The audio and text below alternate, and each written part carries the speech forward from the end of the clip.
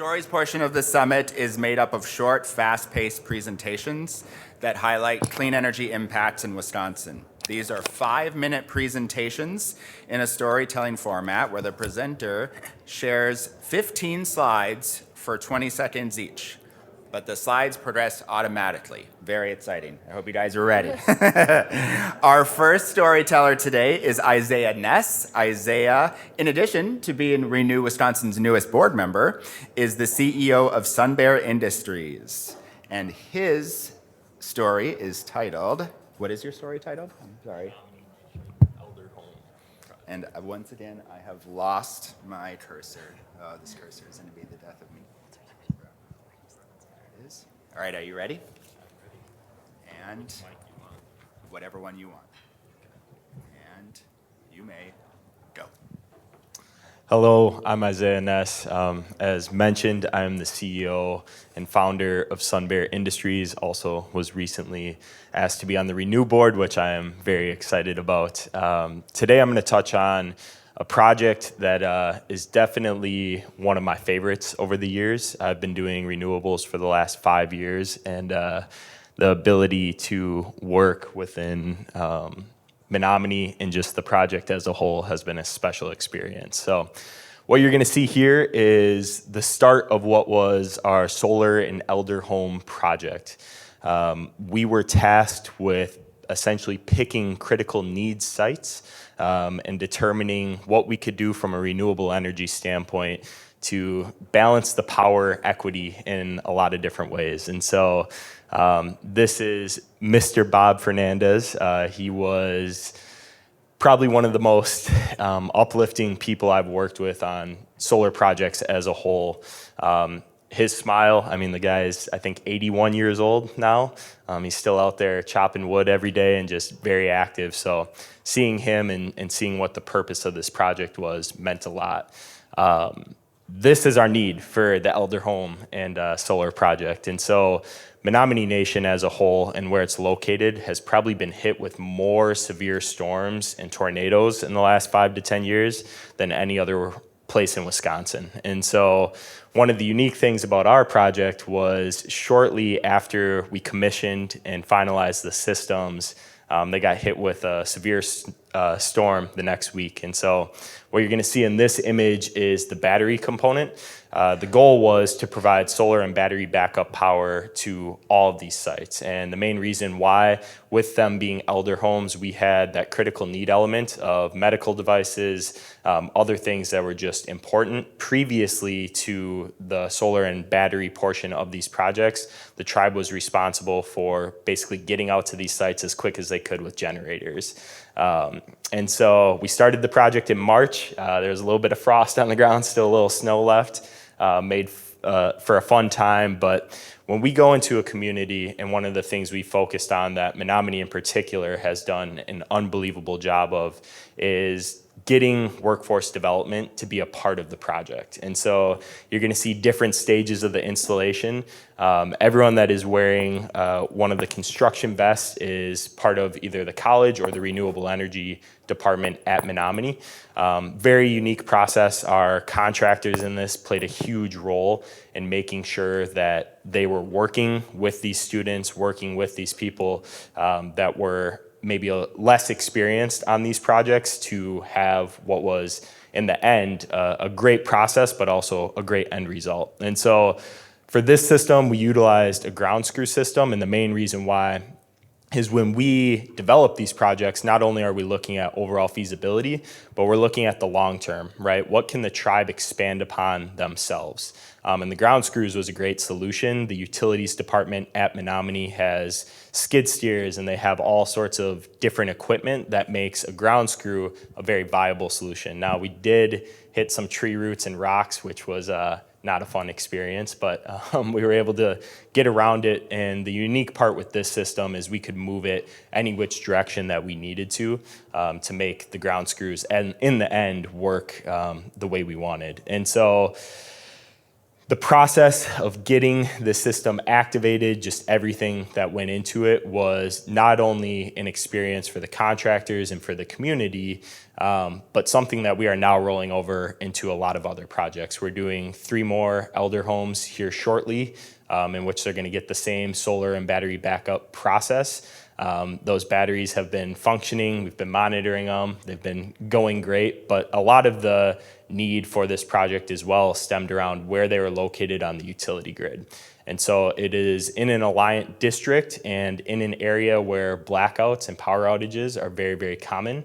Outside of the storms, what that means is they are also probably the last place in that jurisdiction to get serviced. And so when power lines go down, I think we counted last year 2 weeks before some of the main power lines were actually put back up. And so you're going to see some of the batteries. We sized the batteries to sustain these homes for essentially what was 48 to 72 hours without sun at capacity. And so we went a little bit bigger than what they needed for that purpose. Now, obviously in the summer, we're good and we're covered, but in the fall and winter, it's a different story. And so we did a lot of unique work with just working with the utility, right? Trying to explain to them why we needed this project, where we needed their help in a little ways. We ran through all the system tests, all the commissioning process, and it went longer than we would like, obviously being on the development end, but it ended up being a great thing. And here is some of the end results of the systems. And so that is Bob's house. I think he received about an 8.8 kilowatt system when it was all said and done, end phase, 4 batteries. He has 20 kilowatt hours of battery capacity, and he can sustain for a while. And so we've been working through these projects, and this one in particular was just a very unique process. One of the things I'll mention about Bob is these batteries are really heavy. He was helping us carry the batteries up and down the steps, which was humbling for the younger crew members. So good experience there, but I'd like to thank everyone. If my team and partners over here from Menominee and Mavid could stand up for a second. They were a crucial part of this, and then Elevated Solar, who is not here. Just a round of applause.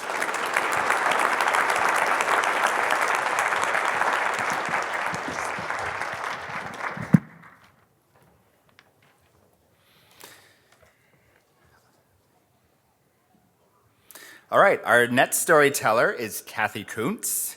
Kathy is the director of the Dane County Office of Energy and Climate Change, and her story is called IRA Elective Pay. I'm not sure if that's supposed to rhyme or not, but I like it. IRA Elective Pay, a clean energy love story.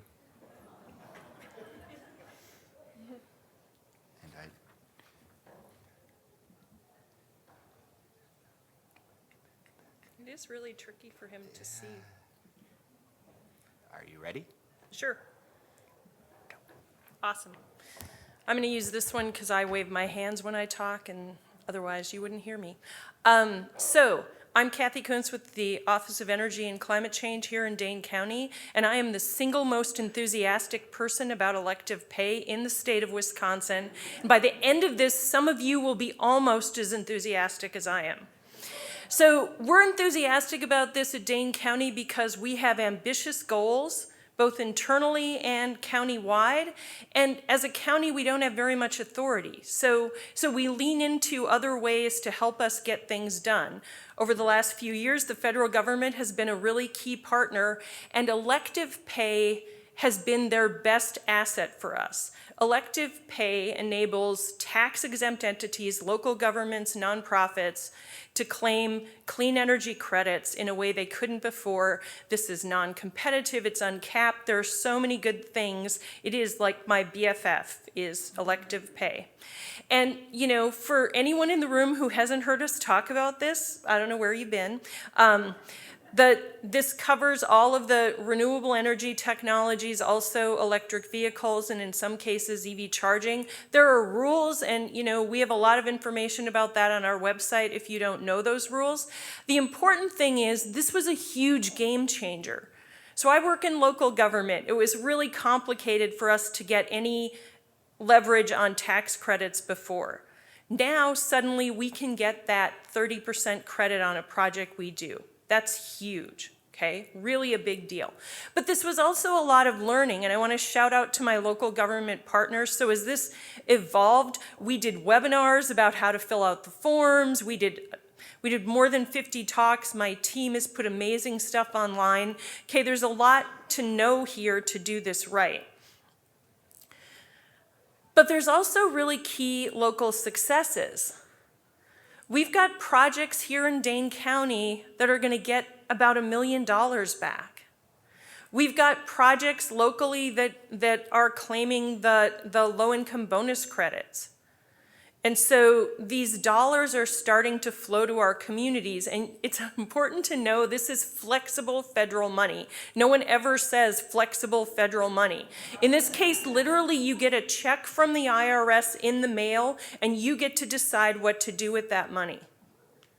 That is amazing for local governments and nonprofits who are not used to that. And the checks are starting to flow. So you might not be surprised if you know me to know that I require people to send me selfies when they get their checks. Because we all want to see like these checks. It's like super exciting. We're going to have $2 million, more than $2 million flow into Dane County just for the 2023 projects that happen. This is a BFD, okay? It really is. And at this point, you're thinking, okay, she's really excited about this. Is she living under a rock? Like, that's the former guy. We've heard all the this is all over stuff. How come Kathy is still excited? And I'm excited because tax policy requires an act of Congress. Okay? In the same way we don't own Greenland today, we actually do not change tax policy by edict. And there is really good information. We've got a blog about this. Lawyers for Good Government, the Sabin Center are doing really clear information about how these things are still out there. So what I want from all of you, if you did 2024 installs, if you're an installer and you've got projects folks did that are tax exempt, make sure they're filing. There are nonprofits that can help folks across the state with that. We can help folks inside Dane County.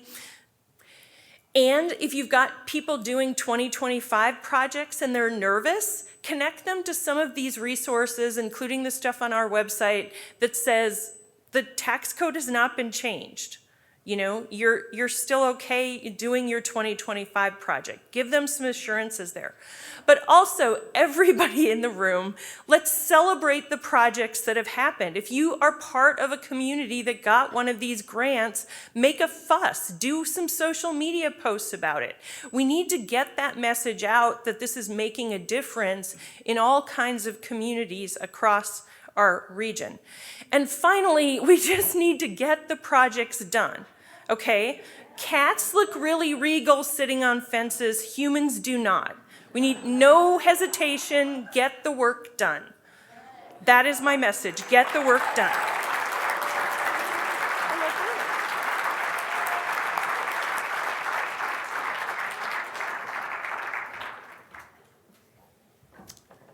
Thank you, Kathy. All right, for our last story of the day, we have a real treat for you all. This is a group project. Our final storytellers come from Chippewa Falls High School. I'd like to introduce Zoe Eckwright and Ellie Crosby, and their story is titled Chippewa Falls High School Green Team. Are you ready? Come on up. I'm talking about one or that one, okay? You ready? Yes. Oh, wait. I'm not ready. All right, hello everybody. We are the Chippewa Falls High School Green Team from Chippewa Falls, Wisconsin. My name's Ellie, this is Zoe, and our third member is Chloe. And I'm first gonna start by talking to you guys about the Green Team prior to us. So those three members were Cam, Bella, and Maddie, and they had some pretty awesome accomplishments themselves. And one of their projects that they started was writing KEEPS grant, and then they got a thermal imaging drone with this. And with that drone, they mapped the heat loss on different buildings in our district, including our high school. And then with this data they got, they sent it, they kind of prioritized it and then sent it to our facilities director so that that could get added into our long-term plan for where it could be sealed up. And their biggest accomplishment was definitely their project with Hope Village. And Hope Village is a nonprofit in our community that provides tiny homes for low-income individuals. And with Hope Village, they were working with them and hope to get them solar panels to offset their energy costs as well as decrease carbon emissions and create more green energy. And not only were they the first high schoolers to ever get this grant, but they actually scored the highest on the rubric against other professionals, which was pretty awesome for them, and they were awarded $180,000 for this project. So there's some pictures of that right there. Thank you. And then they handed it down to us, and we started last year by getting our FAA Part 107 drones license, because our team does like to use drones a lot for these projects. And we got certified in Scanifly is where we started off, which we've used to fly orbits around buildings, and then we can map out where solar panels go on those using 3D renderings, so then we can maximize the efficiency of them and stuff. Okay, and kind of where we started off, after we got our drone licenses, we did the Keep Renew Our Schools energy competition with our elementary. It's really close to our high school, so that was nice. But we worked with the youngest class ever. They were second graders, and it was a really cool opportunity to teach like the younger generation about energy renewables, and we ended up winning that, which was really awesome.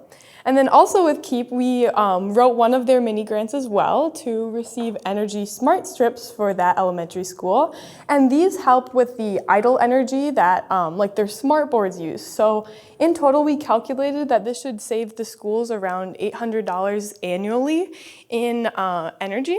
So that was an awesome opportunity. And then our big project that we focused on is we wanted to get our high school solar panels.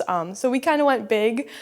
We searched for a lot of funding sources over the summer, but it proved to be a little difficult. We ran into some setbacks with our roof warranty at our school, in addition to some city zoning issues to put the solar panels on the ground. But we didn't stop there.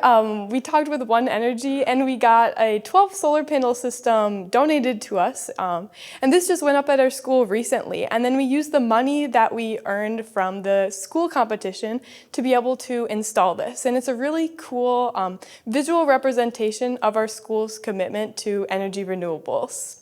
And then what we're really focused on now is a local youth camp near us. It's in Cornell, Wisconsin. It's called Camp Nawakwa, and they also wanted solar panels. But we ended up doing an energy audit with this camp, and we realized that we needed to focus our funding efforts to help their buildings get more energy efficient with like insulation.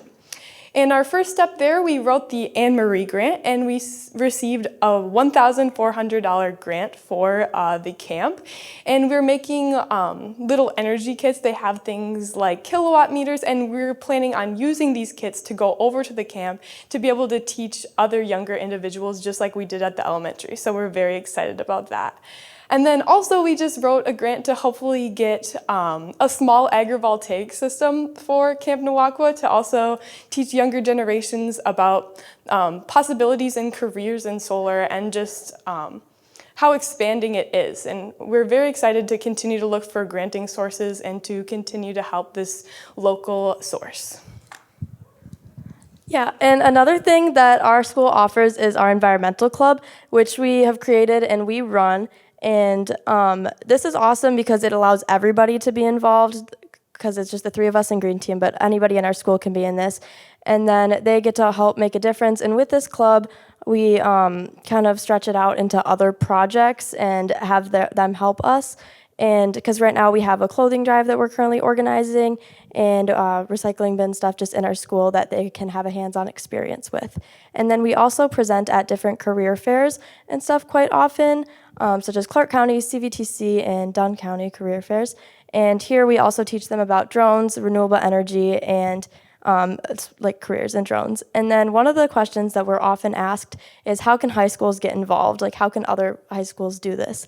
So to them, we say first they have to find an advisor that's going to be willing to support them through this, and because like it's kind of hard just on our own to get stuff done sometimes. And then find a problem in your community, and then from there find a solution to it and find funding sources. And it's amazing how much support you get from everybody else when it comes to this kind of stuff.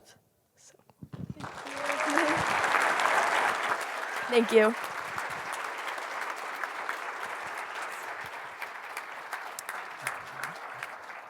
Thank you, Ellie and Zoe. I don't know about the rest of you, but when I was in high school, I definitely was not helping my high school get solar.